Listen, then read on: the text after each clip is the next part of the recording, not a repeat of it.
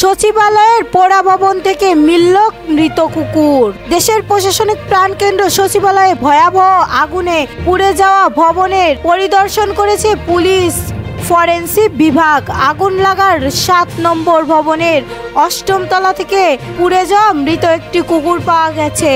এর আগে ঘটনাস্থল পরিদর্শকের যেমন যুবক্রিয়া, ডাক, টেলিযোগাযোগ, গণপূর্ত, সমাজ কল্যাণ, স্বরাষ্ট্র সহ বেশ কয়েকটি মন্ত্রণালয়ের উপদেষ্টারা পরিদর্শনকালে সচিবালয়ে দায়িত্ব কর্মরতদের সঙ্গে কথা বলেন তারা। ঘটনাস্থলে পরিদর্শন করেছেন নৌবাহিনী, সেনাবাহিনীও। আগুনের ঘটনায় তদন্ত কমিটির 7 সদস্য বিশিষ্ট কমিটি গঠন করা হয়েছে।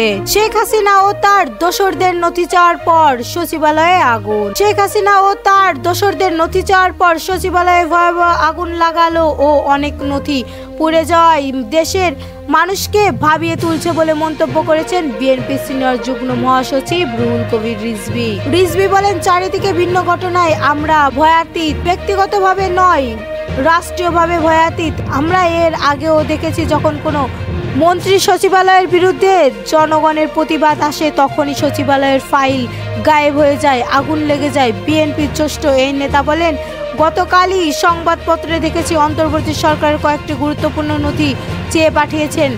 নথি চাওয়ার পর আগুন নিয়ে জনগণের মনে বিরাট প্রশ্ন জেগে দিয়েছে।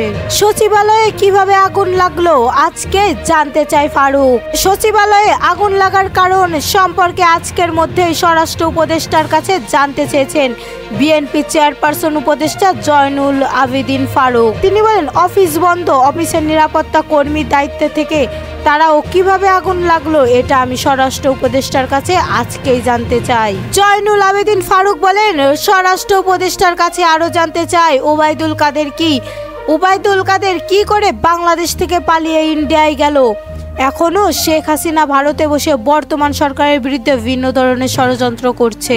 অন্তর্বর্তীকালীন সরকার সতর্ক করে বিএনপির সাবেক এই চিফ হুইপ বলেছেন, আমরা বর্তমান অন্তর্বর্তীকালীন সরকারের আগেই সতর্ক করেছিলাম যেন শেখ হাসিনা সরকারের দোসরদের সচিবালয় থেকে অপসারণ করা হয়। শেখ হাসিনার দোসররা আরও ষড়যন্ত্র করে শেখ হাসিনাকে ক্ষমতায় আনার চেষ্টা করছে, এটা আমরা কোনোভাবেই হতে দিতে পারি না। সরকারের উদ্দেশ্যে তিনি বলেন, আপনার প্রতি আমাদের বিশ্বাস আছে, সেই বিশ্বাস রাখার জন্য স্পষ্ট করে নির্বাচনের তারিখ ঘোষণা করুন। নির্বাচিত সরকারে এই দেশের পরবর্তী বৃহত্তম সংস্কার সম্পন্ন করবে। তিনি আরো বলেন, শুধু দুদকের মামলা দিলেই হবে না, শেখ হাসিনার পরিবারের সবার দুর্নীতি শ্বেতপত্র জাতির সামনে তুলে ধরতে হবে। সামনে রোজা, নিত্য প্রয়োজনীয় পণ্যর সিন্ডিকেট আপনাদের ভাঙতে হবে। সচিবালয়ে যারা আগুন দিয়েছেন সেই আওয়ামী লীগের দোসররা রমজানে গরিব মানুষদের কষ্ট দেওয়ার জন্য আবার সিন্ডিকেট করতে পারে।